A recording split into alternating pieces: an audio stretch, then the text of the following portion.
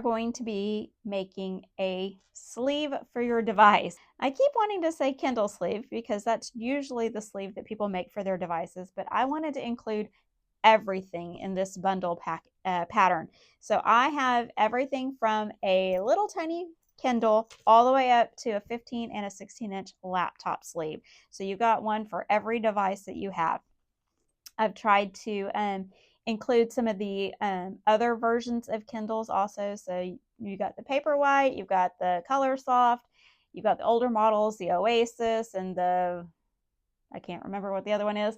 So I've tried to include all of them. So this bundle includes an extra small for a Kindle, a small for a Kindle. This is my Paperwhite, fits in here. Also, iPad minis fit in this one, I believe.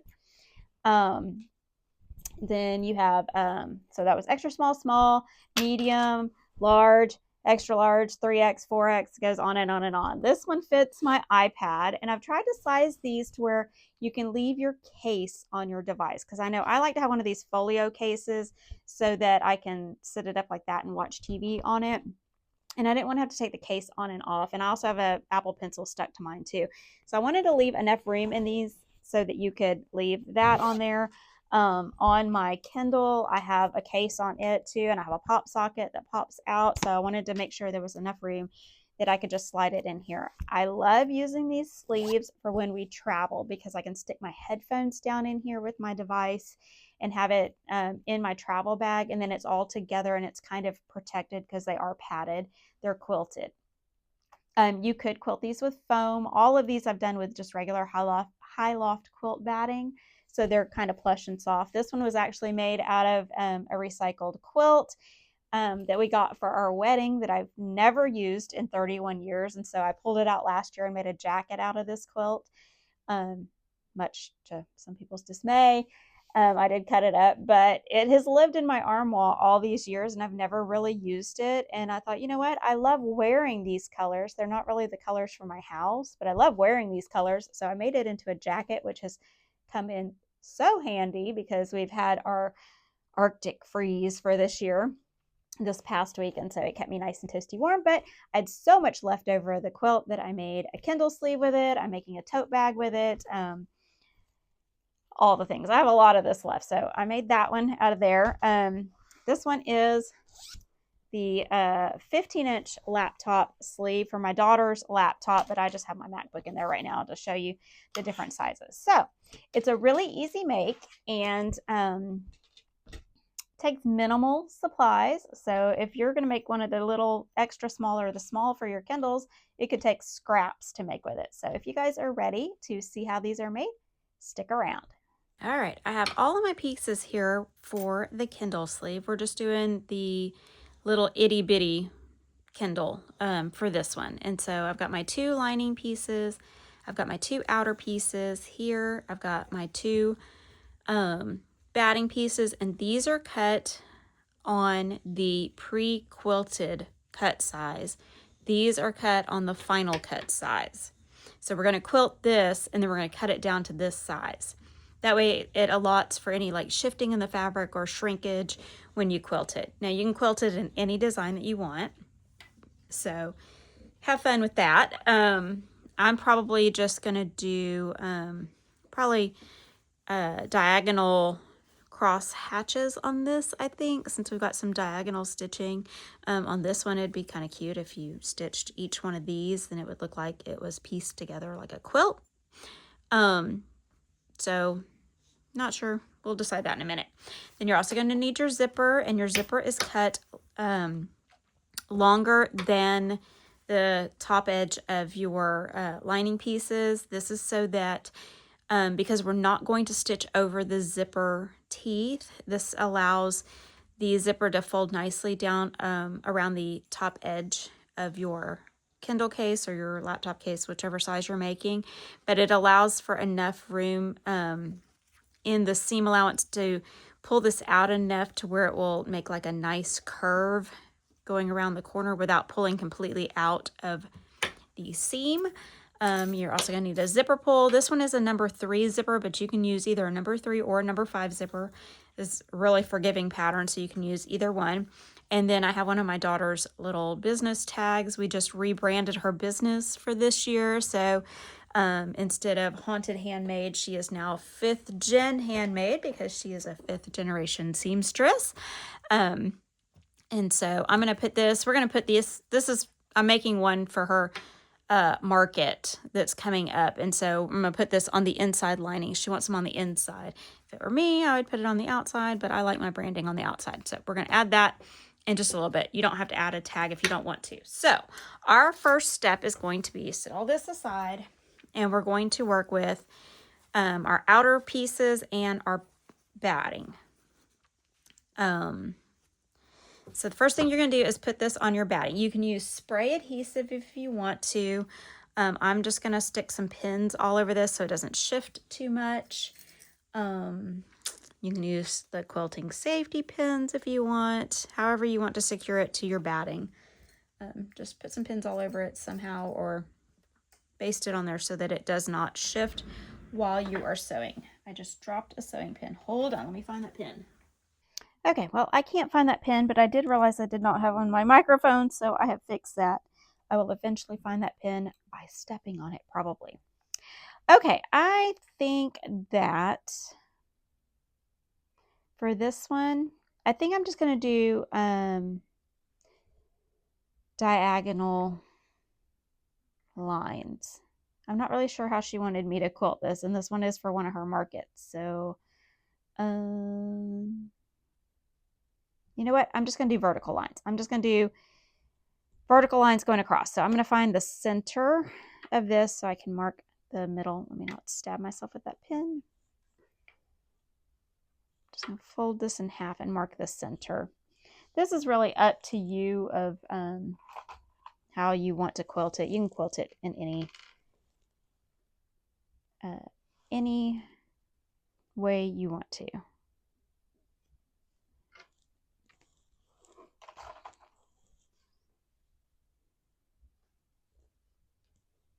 Okay, now that I've marked the center, I'm just going to start there with one line of quilting lines, and I like to bump my stitch length up to a 5 or a 6 when I'm quilting. So I'm just going to go down the center of it, and I like to kind of hold my fabric taut across here, not really stretching it, but holding it kind of firmly so that it doesn't get little puckers in it as we're going. And then using my quilting guide, I'm just going to line that first stitching line up with my quilting guide, and it will give me equal spacing on all of my lines.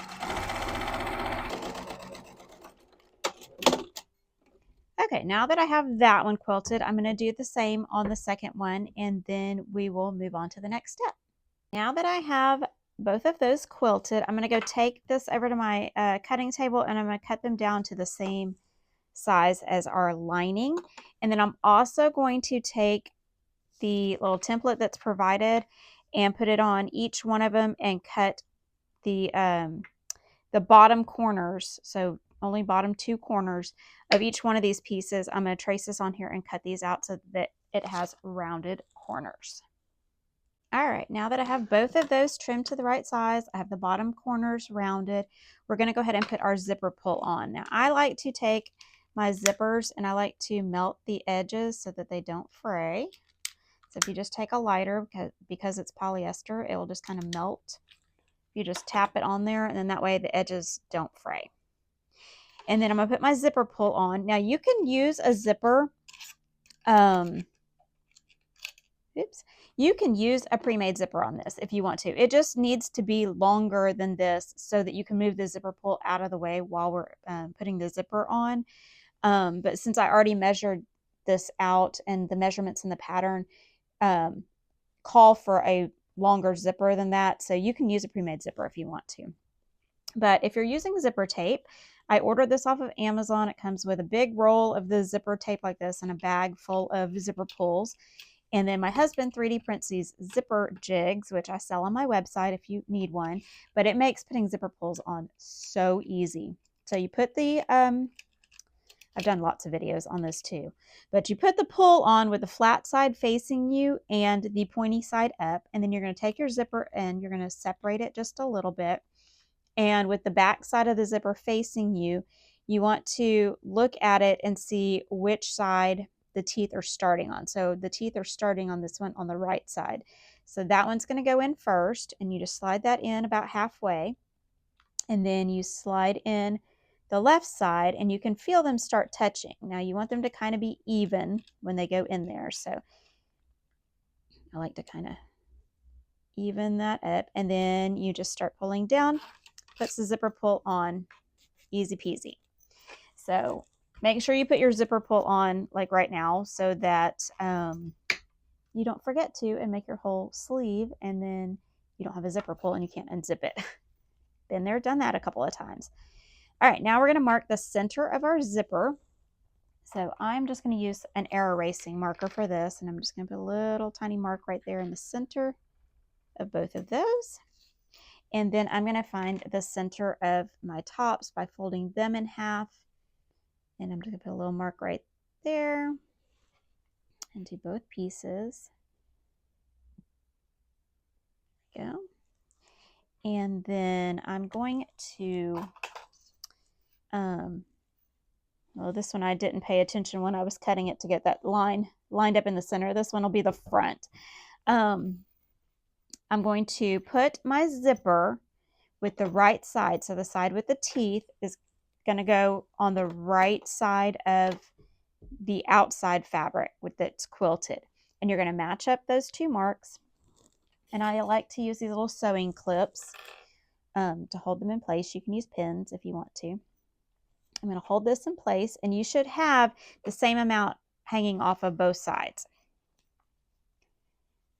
And then we're going to baste this on at an 1/8 of an inch seam allowance. So be sure you turn your stitch length back down to a 3.5. And I'm just going to baste this on at an 1/8 of an inch.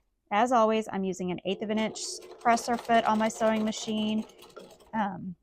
I like keeping this presser foot on here all the time because it makes putting in zippers really easy. It makes top stitching really easy. So you just need to look up the model of sewing machine that you have and see if there's an 1/8 inch zipper foot that will fit it.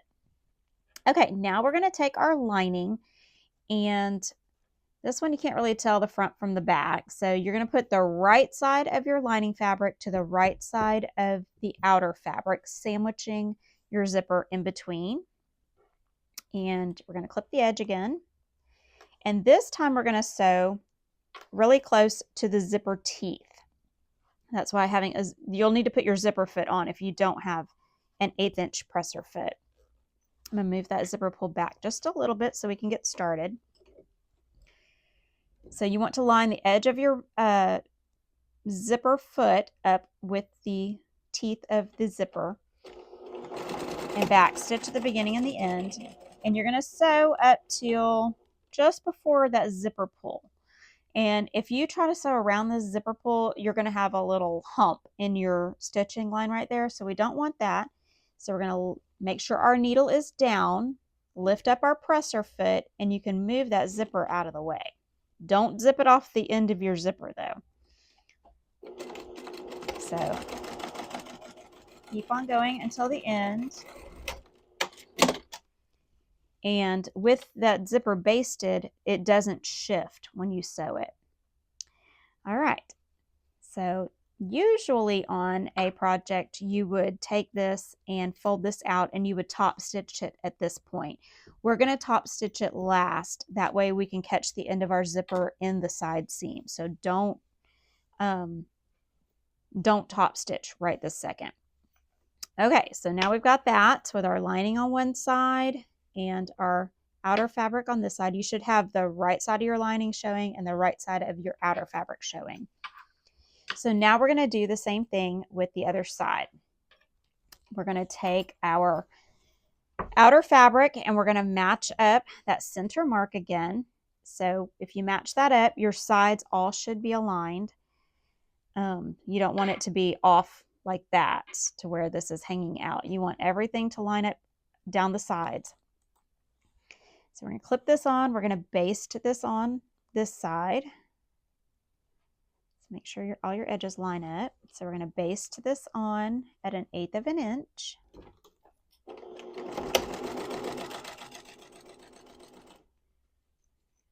Go ahead and move my zipper out of the way.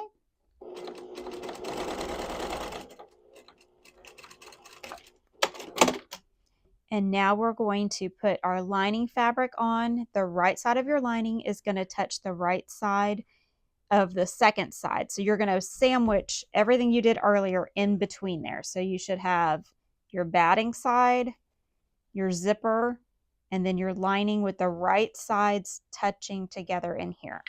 It's kind of hard to see with white fabric. I probably should have picked a better color, but all right, now we're going to sew right along those zipper teeth again. And then we're going to get close to that zipper pull, reach in there and just slide it past your zipper foot and back stitch at the end. Okay, so when you fold this out, you should have the right sides facing out with the right side of your zipper facing out, the teeth side where you zip and unzip it. Then on the back side, you should have the lining sides with the right side of your lining facing out and the back side of your zipper showing. Okay. So right now you want to unzip your zipper just a little bit. I'm going to go ahead and put her tag on real quick, and then we'll move on. Okay, I got her little tag installed in there. Okay, so we were here. What we're going to do is we're going to put, make sure your zipper is unzipped a little bit. We're going to put the right sides of the outside together and the right sides of your lining together so that it lays like this. And we are going to mark a 2 to 3 inch opening. We're going to mark a 2 to 3 inch opening in the bottom edge of the lining side. That's where we're going to turn the whole thing right side out. And we're just going to clip around the edges, matching everything up. And when you get to the zipper, you want to push the zipper teeth towards the outside fabric. So it kind of folds that way. So we're just going to line up all of our sides and put some clips or pins. Keep everything lined up.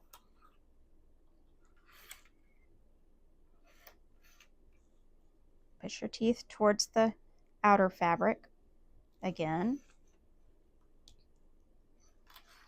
And then we are going to start down here at the opening and we're going to sew a 1/4 inch seam allowance all the way up until the zipper tape.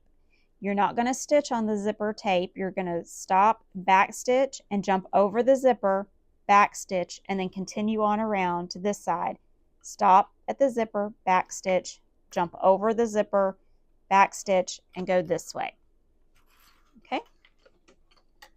We're using a 1/4 inch seam allowance. I'm going to move my little guide over to a 1/4 inch. And just go slow around the curves, watching the corner right here on the 1/4 inch mark of your sewing machine. Don't watch the needle, watch the edge of your fabric, and then that way you know that your seam allowance is going to be an even 1/4 inch all the way around. All right, we're going to get up here close to the zipper tape. So I'm pushing my teeth back down towards the outside. And when we get up here to the zipper tape, we're going to get really close and we're going to just back stitch right there to lock in those stitches. Then I'm going to cut my thread. Mine has an automatic thread cutter. You're going to jump over those teeth and put your needle down close to the zipper, but don't catch those teeth. And then we're going to back stitch a little bit right there and continue on.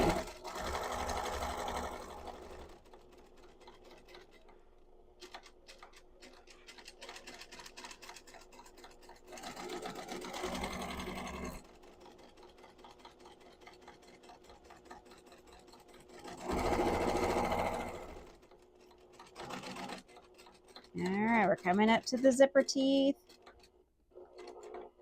We're going to back stitch. jump over, put your needle down, back stitch, and continue on.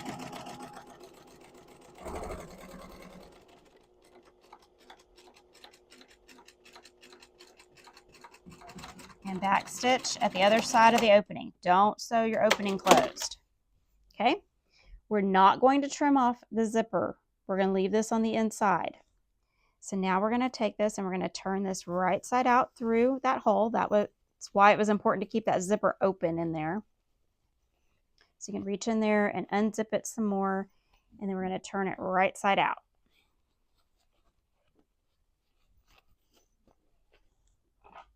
Okay, once you've got it turned right side out, you can use something like a chopstick or a point turner or your ruler or whatever. Get those corners turned out nice and tidy.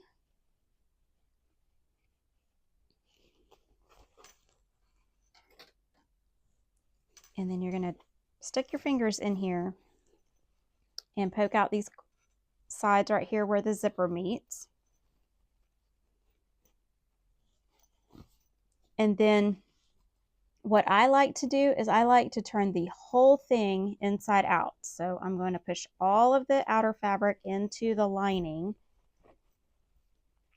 and make it really nice and flat in there. So we're going to get these corners poked back out the other way so that it's nice and flat. Okay. Now I hate loose linings in anything. If I have an opportunity to sew my lining down to something to keep it inside a bag or whatever I'm making, I am going to secure my lining inside of it. I hate loose linings and stuff. And so the way I am going to secure it in this one is once you have the bottom turned wrong side out with your lining on the outside, we need to close up this hole. And so typically what you're going to do is you're going to fold the seam allowance, the 1/4 inch seam allowance in where that hole is. And then you would either hand stitch this, or I just do it on the machine because nobody's going to see it. Sew across here with an 1/8 inch seam allowance to close up that hole. But what I'm going to do with this one is I'm going to catch just a little bit of this seam allowance in that stitching line. I don't want it poking out of my seam to where I see any of that batting, but you can get it in there so that when you stitch this hole closed, it catches just a teeny little bit of that seam allowance from the outside in there. You don't want to go more than the 1/4 inch seam allowance so it like messes up the bottom line of your sleeve. You just want enough in there to catch it to where when we turn it right side out, it's going to pull this lining down into your sleeve. So I'm just going to catch that in that seam allowance so you can barely see it poking out. And I'm going to sew that hole closed with an 1/8 to a 1/16 inch seam allowance right across that hole. All right, so I caught that seam allowance just barely in that seam right there where I closed that up. So now I'm going to turn it right side out. This one is really small, so we may have to do the next step wrong side out again. But okay, so once you get it turned right side out, it's automatically going to keep that lining down in there so the lining doesn't pull out when you pull your device out. You can go ahead and give it a good press if you want to. And then as for the corners of the zipper, remember that zipper tape is loose in there. So you can stick your finger in there and get you a nice curve around here. And don't go too far with it because you could pull the end of it out. But I've allotted for enough zipper tape to stay down in that seam that probably won't happen. But just be aware that you could potentially do that. So I like to zip my zipper up and make sure it has a nice curve on both corners. And then we're going to take this, and with the larger sizes of this, you'll be able to do it around the free arm of your sewing machine, but mine's very large because it's a quilting machine. So if you have an item, this goes for anything, hemming pants or whatever, where it won't fit onto your machine, you do it from the wrong side. So I'm just going to go ahead and turn this back, wrong side out, so that I can get this top edge nice and flat. And then we're going to start, I like to start where the zipper unzips to, and we're just going to top stitch this at a 1/4 inch seam allowance. So we're just going to top stitch this top edge down. And what that's going to do is that's going to sew over the end of the zipper tape to keep it down in there so you don't have any chance of it pulling loose. So when it gets to the open end of the zipper, I kind of like to hold it together as it goes through. That way it stays even. This extra small size is a little bit fiddly because it is so small, but the bigger the size, the easier this is because you can sew it going around your machine.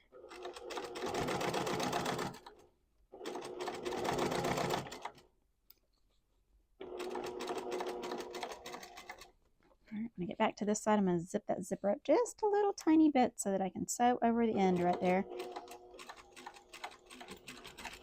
And back stitch right there at the beginning. And then trim your threads. And you are done. So then you can zip it up, and then your zipper doesn't have any chance of pulling out of there because you've stitched over the ends. All right, what do we think? That was super easy. This looks really tiny, but the regular Kindle is very tiny. I have cut out little cardboard like templates of all the sizes of all the devices while I was making these patterns, and so I've like tried them in everything. So let me show you what some of the other ones look like. I'm going to go give this a really good press, and then I'll show you what they look like. Okay, we are done, and I just realized I don't have my daughter's Kindle here. So here is the small. This is the extra small, and that should fit a regular size Kindle. I have mine that I made.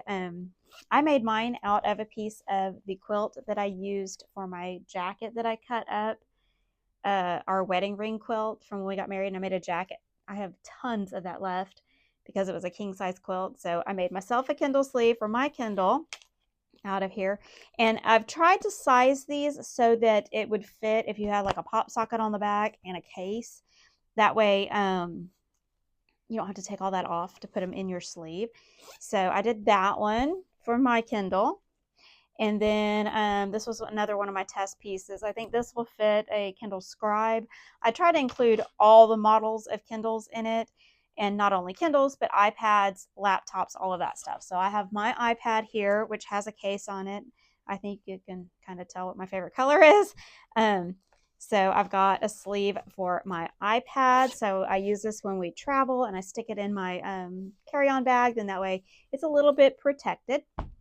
And then this one is actually for a 15-inch laptop for my daughter's laptop, but I just have my MacBook here, which I think is a 13-inch, so it definitely fits in here. But we've tried it on my daughter's 15-inch laptop, so that one fits in there.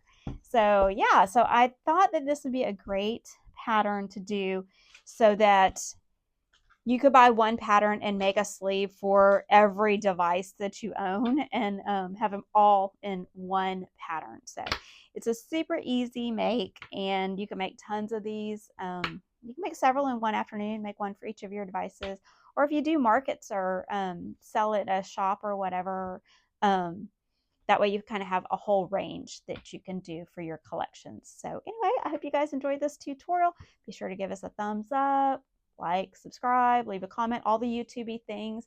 And be sure to check out my Patreon, which I will link down below. This year, I'm focusing on building our community on Patreon. And if you are a paid Patreon subscriber, this is the February pattern that you get. And so if you're one of the paid members on Patreon, you get either the digital pattern or a printed pattern mailed to you, depending on what tier you're in. And so that's always fun. You will get a pattern every month if you're a paid Patreon member. There's also a free Patreon on there where you get to keep up with like behind the scenes and things that are going on in the studio also.